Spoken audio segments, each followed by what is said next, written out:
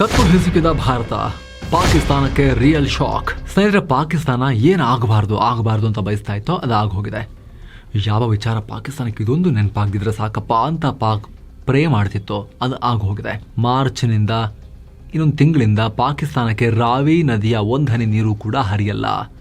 Pak field marshal ಮುನೀರಾ Kashmir ನಮ್ಮ ಕುತ್ತಿಗೆಯ ನರ ಬಿಟ್ಕೊಡಲ್ಲ ಅಂತ ಬಾಯಿ ಬಡ್ಕೊಳ್ತಾ ಇದ್ನಲ್ಲ, ಈಗ ಭಾರತದ ಶಹಪುರ್ ಕಂಡಿ ಡ್ಯಾಮ್ ಬ್ರಹ್ಮಾಸ್ತ್ರ ಮುನೀರನ ಆ ನರವನ್ನೇ ಕಟ್ ಮಾಡಿದೆ. ಹಾಗಂತ ತಡೀರಿ, ಇದು ಅದೇ ಹಳೆ ಮ್ಯಾಟರು, ಸಿಂಧು ನದಿ ನೀರನ್ನು ನಿಲ್ಲಿಸೋದು ಅಂತ ಅನ್ಕೋಬೇಡಿ. ಇದು ಬೇರೆ, ಇದು ಏಟಿದು ನೋಡಿ. ರಾವಿ 100% ನಮ್ಮದೇ ಹಕ್ಕಿನ ನದಿ. ಆದರೂ ಇಷ್ಟು ವರ್ಷಗಳ ಕಾಲ 1150 ಕ್ಯೂಸೆಕ್ನಷ್ಟು ನೀರು ಕಣ್ಣು ಮುಂದೆ ದಾಟಿ ಪಾಕಿಸ್ತಾನಕ್ಕೆ ಹೋಗ್ತಾ ಇತ್ತು. ಅವರು ಮಜಾ ಮಾಡ್ತಿದ್ರು. ಯಾಕೆ ಗೊತ್ತಾ? ಆ ನೀರನ್ನು ತಡೆದು ನಿಲ್ಲಿಸೋಕೆ, ಶೇಖರಿಸಿ ಇಡೋಕೆ ನಮ್ಮ ಬಳಿ ಸರಿಯಾದ ಅಣೆಕಟ್ಟೆ ಇರಲಿಲ್ಲ.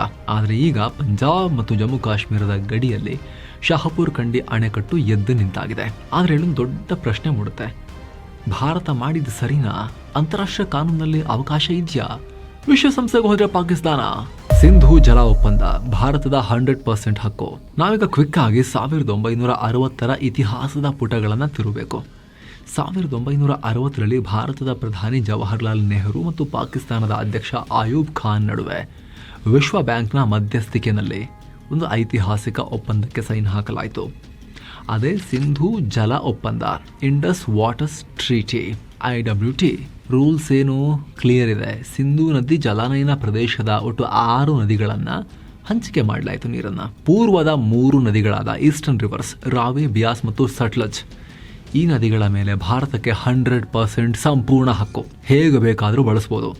ತಡೆದು ನಿಲ್ಲಿಸ್ಬೋದು, ಅಣೆಕಟ್ಟು ಕಟ್ಟಿ ಕೃಷಿಗೆ ಬಳಸ್ಬೋದು, ಏನಾದರೂ ಮಾಡ್ಬೋದು, ಜಲವಿದ್ಯುತ್ತಾರು ಮಾಡ್ಬೋದು.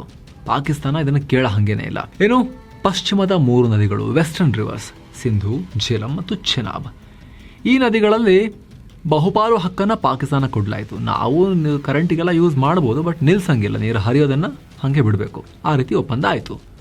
ಈಗ ಗಮನಿಸಿ, ರಾವಿ ನದಿ ಎಲ್ಲಿದೆ? 100% ಭಾರತದ ಪಾಲಿನಲ್ಲಿ ಇದೆ. ಆದರೆ ದಶಕಗಳಿಂದ ನಮ್ಮಲ್ಲಿ ನೀರು ಶೇಖರಿಸಿಡೋಕೆ, ಡ್ಯಾಮ್ ಕಟ್ಟೋಕೆ ಭಾರತ ಕೆಲಸನೇ ಮಾಡಲಿಲ್ಲ. 1979ರಲ್ಲೇ ಕಟ್ಟಬೇಕು ಅಂತ ಪ್ಲಾನ್ ಆಗಿತ್ತು. 1982ನಲ್ಲಿ ಅಂದಿನ ಪ್ರಧಾನಿ ಇಂದಿರಾ ಗಾಂಧಿ ಅವರು ಶಂಕುಸ್ಥಾಪನೆ ಕೂಡ ಮಾಡಿದ್ರು. ಆದರೆ ಜಮ್ಮು ಕಾಶ್ಮೀರ ಮತ್ತು ಪಂಜಾಬ್ ರಾಜ್ಯಗಳ ನಡುವಿನ ಆಂತರಿಕ ಕಚ್ಚಾಟದಿಂದ ಇದು ಕೊಳಿತಾ ಬಿದ್ದಿತ್ತು. ದಿಲ್ಲಿಲಿದ್ದ ಕೇಂದ್ರ ಸರ್ಕಾರ ಕೂಡ ಅಂತ ಪೊಲಿಟಿಕಲ್ ಇಚ್ಛಾಶಕ್ತಿಯನ್ನು ತೋರಿಸಲಿಲ್ಲ. ಅದಾದ್ಮೇಲೂ ಕೂಡ ಸುಮಾರು ವರ್ಷಗಳ ಕಾಲ ಸಾವಿರಾರು ಕ್ಯೂಸೆಕ್ ನೀರು ಪ್ರತಿದಿನವೂ ನಮ್ಮ ರೈತರು ಇಲ್ಲಿ ಒದ್ದಾಡೋ ಟೈಮ್ನಲ್ಲಿ ನೀರಿಲ್ಲ ಅಂತೇಳಿ ಪಾಕಿಸ್ತಾನಕ್ಕೆ ಪುಕ್ಸಟೆ ಹೋಗ್ತಾ ಇತ್ತು. ಅವ್ರು ಎಂಜಾಯ್ ಮಾಡ್ತಾ ಇದ್ರು. ಆದರೆ ಡಿಸೆಂಬರ್ 2018ರಲ್ಲಿ ಮೋದಿ ಸರ್ಕಾರ ಈ ಯೋಜನೆಗೆ ಮರುಜೀವ ಕೊಡ್ತು. 485 ಕೋಟಿ ರೂಪಾಯಿನ ಸ್ಪೆಷಲ್ ಪ್ಯಾಕೇಜ್ ಅನೌನ್ಸ್ ಆಯಿತು. ಅವಾಗಲೇ ಕಾಮಗಾರಿಗೆ ವೇಗನೂ ಕೊಡಲಾಯಿತು. ಈಗ 55.5 ಮೀಟರ್ ಎತ್ತರದ ಬೃಹತ್ ಕಾಂಕ್ರೀಟ್ ಡ್ಯಾಮ್ ಎದ್ದು ನಿಂತು ಆಗಿದೆ. 206 ಮೆಗಾವ್ಯಾಟ್ ವಿದ್ಯುತ್ ಉತ್ಪಾದನಾ ಘಟಕನೂ ಇಲ್ಲಿ ರೆಡಿಯಾಗಿದೆ. ಮಾರ್ಚ್ 2026, ಇನ್ನೊಂದು ತಿಂಗಳಲ್ಲಿ ಈ ಡ್ಯಾಮ್ 100% ಆಪರೇಷನಲ್ ಆಗ್ತಾ ಇದೆ. ಪಾಕಿಸ್ತಾನಕ್ಕೆ ಹೋಗ್ತಾ ಇದ್ದ ಆ 1150 ಕ್ಯೂಸೆಕ್ಗೂ ಅಧಿಕ ನೀರು ಈಗ ಕಂಪ್ಲೀಟ್ ಆಗಿ ಅಫಿಷಿಯಲಿ ನಮ್ದಾಗ್ತಾ ಇದೆ. ಸೊ ಯಾವ ಥರ ನೋಡಿದ್ರು ಈಗ ಭಾರತ ಮಾಡಿರೋದು ಯಾವುದೇ ಕಾನೂನಿನ ಉಲ್ಲಂಘನೆಯೂ ಅಲ್ಲ. ಅಫ್ಕೋರ್ಸ್ ಇಲ್ಲಿ ಭಾರತ ಆಲ್ರೆಡಿ ಸಿಂಧೂ ನದಿ ನೀರಿನ ಎಂಟೈರ್ ಒಪ್ಪಂದವನ್ನೇ ಸಸ್ಪೆಂಡ್ ಮಾಡಿದೆ, ಅಬೇನ್ಸ್ನಲ್ಲಿಟ್ಟಿದೆ. ಸೊ ಟೆಕ್ನಿಕಲಿ ಅದೀಗ ಅಪ್ಲೈ ಆಗ್ತಿಲ್ಲ. ಆದರೂ ಕೂಡ ಒಪ್ಪಂದದ ಪ್ರಕಾರ ನೋಡಿದ್ರೂ ಕೂಡ ಭಾರತ ಯಾವುದೇ ಅಂತಾರಾಷ್ಟ್ರೀಯ ಕಾನೂನನ್ನ ಒಪ್ಪಂದವನ್ನು ಮುರಿದಿಲ್ಲ. ಬದಲಾಗಿ 60 ವರ್ಷಗಳ ನಂತರ ತನ್ನ ನ್ಯಾಯಸಮ್ಮತ ಹಕ್ಕನ್ನು ಈಗ ಚಲಾಯಿಸ್ತಾ ಇದೆ ಅಷ್ಟೇ. ಇದೇ ಕಾರಣಕ್ಕೆ ಪಾಕಿಸ್ತಾನ ವಿಶ್ವಸಂಸ್ಥೆಗೆ ಹೋಗೋದಾಗಲಿ, ಇಂಟರ್ನ್ಯಾಷನಲ್ ಕೋರ್ಟ್ ಆಫ್ ಜಸ್ಟಿಸ್ಗಾಗಲಿ ಏನೂ ಅಲ್ಲೇನೂ ಮಾಡೋಕ್ಕಾಗಲ್ಲ. ಲೀಗಲ್ ಆಗಿ ಪಾಕಿಸ್ತಾನದ ಕೈ ಕಟ್ಟಿ ಹಾಕಿದಂಗಾಗಿದೆ. ಈಗ ಬತ್ತಿ ಹೋಗಲಿದೆ ಪಾಕ್ ಕೃಷಿ. 25% GDPಗೆ ಕುತ್ತು. ರಾವಿ ನದಿ ನೀರು ನಿಂತರೆ ಪಾಕಿಸ್ತಾನಕ್ಕೆ ಎಷ್ಟು ಲಾಸ್ ಆಗ್ಬೋದು? ಈ ಡೇಟಾ ನೋಡಿ ಸ್ನೇಹಿತರೆ. ಪಾಕಿಸ್ತಾನ ಮೂಲತಃ ಒಂದು ಕೃಷಿ ಆಧಾರಿತ ಹಾಗೆ ಉಗ್ರ ಆಧಾರಿತ ರಾಷ್ಟ್ರ. ಅದರಲ್ಲಿ ಹೊಟ್ಟೆಗೆ ತಿನ್ನಕ್ಕೆಲ್ಲ ಸಿಗೋದು ಕೃಷಿ ಮೇಲೆನೆ. ಪಾಕಿಸ್ತಾನದ ಒಟ್ಟು GDPನಲ್ಲಿ ಕೃಷಿ ವಲಯದ ಕೊಡುಗೆ ಬರೋಬ್ಬರಿ 18ರಿಂದ 25%. ಪಾಕ್ನಲ್ಲಿ 40%ನಷ್ಟು ಜನ ಕೃಷಿ ನಂಬಿಕೊಂಡು ಜೀವನ ಮಾಡೋರು ಇದ್ದಾರೆ. ಒಟ್ಟು ಅವರ 80% ಕೃಷಿ ಭೂಮಿ ಸಂಪೂರ್ಣವಾಗಿ ಈ ಸಿಂಧೂ ನದಿ ಸಿಸ್ಟಮ್, ಇಂಡಸ್ ರಿವರ್ ಸಿಸ್ಟಮ್ ಮೇಲೆನೆ ಡಿಪೆಂಡ್ ಆಗಿದೆ. ಅದರಲ್ಲೂ ರಾವಿ ನದಿಯಿಂದ ಫ್ರೀ ಹೋಗ್ತಿದ್ದ ಈ ಸಾವಿರಾರು ಕ್ಯೂಸೆಕ್ ನೀರು ಪಾಕಿಸ್ತಾನದ ಪಂಜಾಬ್ ಪ್ರಾಂತ್ಯಕ್ಕೆ ಜೀವಾಳ. ವಿಶೇಷವಾಗಿ ಲಾಹೋರ್, ಮುಲ್ತಾನ್, ಸಾಹಿವಾಲ್ ಮತ್ತು ಫೈಸಲಾಬಾದ್ ಸುತ್ತಮುತ್ತಲಿನ ಲಕ್ಷಾಂತರ ಹೆಕ್ಟೇರ್ ಕೃಷಿ ಭೂಮಿಗೆ ಇದು ಆಧಾರ. ಅಲ್ಲಿನ ಪ್ರಮುಖ ಕಾಲುವೆ ವ್ಯವಸ್ಥೆಗಳಾದ ಅಪ್ಪರ್ ಬಾರಿ ದೋವಾಬ್ ಕೆನಾಲ್ ಮತ್ತು ಬಲ್ಲೋಕಿ ಸಿದ್ನಾಯ್ ಸಿಸ್ಟಮ್ ಈಗ ರಾವಿ ನದಿಯ ನೀರಿಲ್ಲದೆ ಆಲ್ಮೋಸ್ಟ್ ಬತ್ತಿ ಹೋಗಲಿವೆ. ಮುಂದಿನ ಬೇಸಿಗೆನಲ್ಲಿ ಅವರ ಪ್ರಮುಖ ಬೆಳೆಗಳಾದ ಖಾರಿಫ್ ಸೀಸನ್ನಲ್ಲಿ ಗೋಧಿ, ಹತ್ತಿ ಬೆಳೆಗಳು, ಒಣಗಿ ಅವರ ಬೀಜ ಎಲ್ಲ ಒಣಗಿ ಹೋಗುತ್ತೆ. ಪಾಕಿಸ್ತಾನದ ಟೆಕ್ಸ್ಟೈಲ್ ಇಂಡಸ್ಟ್ರಿಗೆ ಹತ್ತಿನೇ ಪ್ರಮುಖ ಕಚ್ಚಾ ವಸ್ತು. ಹತ್ತಿ ಬೆಳೆನೇ ನಾಶ ಆದ್ರೆ ಅವರ ರಫ್ತು ಸಂಪೂರ್ಣ ಕುಸಿಯುತ್ತೆ, ಡಾಲರ್ ಆದಾಯ ನಿಲ್ಲುತ್ತೆ, ಹಣದುಬ್ಬರ ಗಗನಕ್ಕೇರುತ್ತೆ. ಜಮೀನಿಗೆ ನೀರಿಲ್ಲದೆ, ಅಂತರ್ಜಲವನ್ನು ಎತ್ತೋಕೆ ಕರೆಂಟ್ ಇಲ್ಲದೆ, ಡೀಸೆಲ್ ಹಾಕಿಸೋಕೆ ಹಣ ಇಲ್ಲದೆ ಪಾಕಿಸ್ತಾನಿ ರೈತರು ಬೀದಿಗಿಳಿತಾರೆ. ಪಂಜಾಬಿ ಹೊಸ ಸಿಂಧಿ, ಪಾಕ್ ಒಳಗೆ ಭಾರಿ ಅಂತರ್ಯುದ್ಧ. ಪಾಕಿಸ್ತಾನದ ಭೌಗೋಳಿಕ ನಕ್ಷೆ ನೋಡಿ ಸ್ವಲ್ಪ. ದೊಡ್ಡ ಸತ್ಯ ಗೊತ್ತಾಗುತ್ತೆ. ಪಾಕ್ನ ಮೇಲ್ಭಾಗದಲ್ಲಿರುವುದು ಪಂಜಾಬ್ ಪ್ರಾಂತ್ಯ ಅಪ್ಸ್ಟ್ರೀಮ್ ಮತ್ತು ಅದರ ಕೆಳಭಾಗದಲ್ಲಿ ಸಮುದ್ರದ ಕಡೆಗಿರೋದು ಸಿಂಧ್ ಪ್ರಾಂತ್ಯ ಡೌನ್ ಸ್ಟ್ರೀಮ್ನಲ್ಲಿ. ನದಿಗಳೆಲ್ಲವೂ ಪಂಜಾಬ್ ಮೂಲಕವೇ ಹರಿದು ಸಿಂಧ್ಗೆ ಹೋಗಬೇಕು. ಈಗ ಭಾರತ ರಾವಿ ನದಿಯನ್ನು ಬ್ಲಾಕ್ ಮಾಡಿದ ತಕ್ಷಣ ನೇರ ಹೊಡೆತ ಬೀಳೋದು ಪಾಕಿಸ್ತಾನದ ಪಂಜಾಬ್ ಪ್ರಾಂತ್ಯಕ್ಕೆ. ಪಂಜಾಬ್ನಲ್ಲಿ ನೀರಿನ ಹಾಹಾಕಾರ ಶುರುವಾದಾಗ ಅಲ್ಲಿನ ಸರ್ಕಾರ ಸುಮ್ಮನೆ ಕೂರುತ್ತಾ? ಇಲ್ಲ, ತನ್ನ ಕೃಷಿಯನ್ನು ಉಳಿಸ್ಕೊಳ್ಳೋಕೆ. ಪಂಜಾಬ್ ಅಂತೂ ಪಾಕಿಸ್ತಾನದ ಹೃದಯ, ಎಲ್ಲದರಲ್ಲೂ ಪಂಜಾಬಿಗಳೇ ಅಲ್ಲಿ ಆವರಿಸ್ಕೊಂಡ್ಬಿಟ್ಟಿದ್ದಾರೆ, ಸರ್ಕಾರದಿಂದ ಹಿಡಿದು ಡಿಫೆನ್ಸ್ ತನಕ. ಸೊ ಏನಾದರೂ ಮಾಡೇ ಮಾಡ್ತಾರೆ, ನೀರು ಹಿಡಿದಿಡ್ತಾರೆ.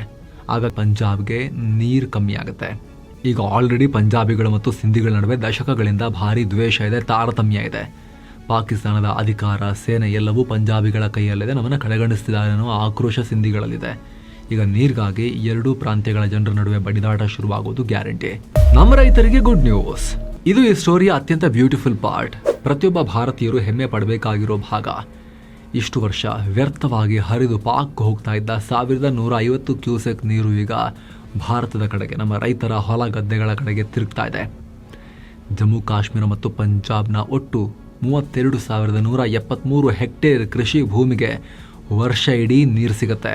ಮುಖ್ಯವಾಗಿ ಜಮ್ಮು ಕಾಶ್ಮೀರದ ಅಂತಾರಾಷ್ಟ್ರೀಯ ಗಡಿಗೆ ಹತ್ತಿರದಲ್ಲಿರೋ ಬರಪೀಡಿತ ಜಾಗಗಳಾಗಿದ್ದಾವೆ ಕಥುವಾ ಮತ್ತು ಸಾಂಬಾ. ಬರಪೀಡಿತ, ಯೋಚನೆ ಮಾಡಿ, ಪಾಪ ನೀರಿದ್ರು ಪಾಕಿಸ್ತಾನ ಬಾಯಿ ಹಾಕೊಂಡು ಇವರು ಬರಪೀಡಿತ ಆಗಿದ್ರು. ಈಗ ಈ ಜಿಲ್ಲೆಗಳ ರೈತರು ವರ್ಷಕ್ಕೆ 2 ಬೆಳೆ ಬೆಳಿಬೋದು. ಮುಂದೆ ಭತ್ತ, ಗೋಧಿ, ಮೆಕ್ಕೆಜೋಳದ ಫಸಲು ನಳನಳಿಸುತ್ತೆ. ಇಷ್ಟು ವರ್ಷ ಇಲ್ಲಿನ ರೈತರು ಕೇವಲ ಮಳೆ ನಂಬ್ಕೊಂಡು ಕೂತಿದ್ರು ಪಾಪ. ಪಾಕಿಸ್ತಾನಕ್ಕೆ ಮುಂದಿದೆ ಮಾರಿ ಹಬ್ಬ. ರಾವಿ ನದಿ, ಶಾಂಪೂರ್ ಕಂಡಿ ಡ್ಯಾಮ್ ಟ್ರೇಲರ್ ಅಷ್ಟೇ. ಭಾರತ ಕಾಶ್ಮೀರದಲ್ಲಿ ಒಟ್ಟು 15 ಬೃಹತ್ ಜಲ ವಿದ್ಯುತ್ ಯೋಜನೆಗಳನ್ನು ಫಾಸ್ಟ್ ಟ್ರ್ಯಾಕ್ ಮಾಡಿದೆ. ಈಗ ರಾವಿಯ ಉಪನದಿ ಉಜ್ ಮೇಲೆ ಡ್ಯಾಮ್ ಕಟ್ಟಿ ಉಳಿದ ನೀರನ್ನೂ ಬ್ಲಾಕ್ ಮಾಡ್ತಾ ಇರೋ ಭಾರತ ಚೆನಾಬ್ ನದಿ ಮೇಲೂ ಕೂಡ ಕಣ್ಣಿಟ್ಟಿದೆ. ಸಾವಿರಾರು ಕೋಟಿ ಸುರಿದು ಸಾವಲ್ಕೋಟ್, ರಾಟ್ಲಿ, ಹಿರು ಮತ್ತು ಕ್ವಾರ್ನಂತ ಬೃಹತ್ ಡ್ಯಾಮ್ಗಳನ್ನು ಯುದ್ಧೋಪಾದಿಯಲ್ಲಿ ಕಟ್ತಾ ಇದೆ.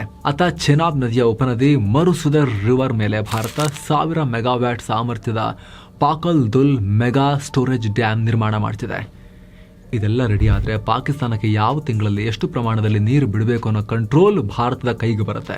ಒಟ್ಟಲ್ಲಿ ಉಗ್ರರನ್ನ ಸಾಕೋ ಪಾಕಿಸ್ತಾನಕ್ಕೆ ಭಾರತ ಇತಿಹಾಸದಲ್ಲೇ ದೊಡ್ಡ ಹೊಡೆತ ಕೊಡ್ತಿದೆ. ಅಂತಾರಾಷ್ಟ್ರೀಯ ಮಟ್ಟದಲ್ಲಿ ಪಾಕಿಸ್ತಾನ ಕರೆದು ಗೋಗರಿದ್ರು, ಯಾರೊಬ್ಬರು ಅವರ ಸಹಾಯಕ್ಕೆ ಬರೋಕ್ಕಾಗಲ್ಲ ಈ ಕೇಸಲ್ಲಿ ಅಂತ ವೀಕ್ ಪಾಯಿಂಟ್ಗೆ ಕೈ ಹಾಕಿ ಹಿಡಿದು ಬಿಟ್ಟಿದೆ ಭಾರತ. ಈ ಬಗ್ಗೆ ನಿಮ್ಮ ಒಪಿನಿಯನ್ ಏನು? ಭಾರತದ ನಡೆ ಸರಿಯಾಗಿದೆಯಾ?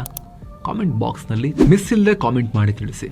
ಹಾಗೆ ಸ್ನೇಹಿತರೆ, ವಿಡಿಯೋ ಕೆಳಗಡೆ ಜಾಯಿನ್ ಬಟನ್ ಇದೆ. ಆಸಕ್ತ ವೀಕ್ಷಕರು ಅದರ ಮೇಲೆ ಕ್ಲಿಕ್ ಮಾಡೋ ಮೂಲಕ ಮಸ್ಮಗಾದ ನಾಲೆಜ್ ಕಮ್ಯುನಿಟಿ ಆಗಿರೋ ಪ್ರೀಮಿಯಂ ಮೆಂಬರ್ಶಿಪ್ಪನ್ನು ಸೇರ್ಬೋದು. ಎಲ್ಲ ಮೆಂಬರ್ ಓನ್ಲಿ ವೀಡಿಯೋಸನ್ನು ನೋಡೋಕೆ ಶುರು ಮಾಡ್ಬೋದು. ಮತ್ತೆ ಭೇಟಿ ಆಗ್ತಿರೋಣ ಸ್ನೇಹಿತರೆ. ನಮಸ್ತೆ.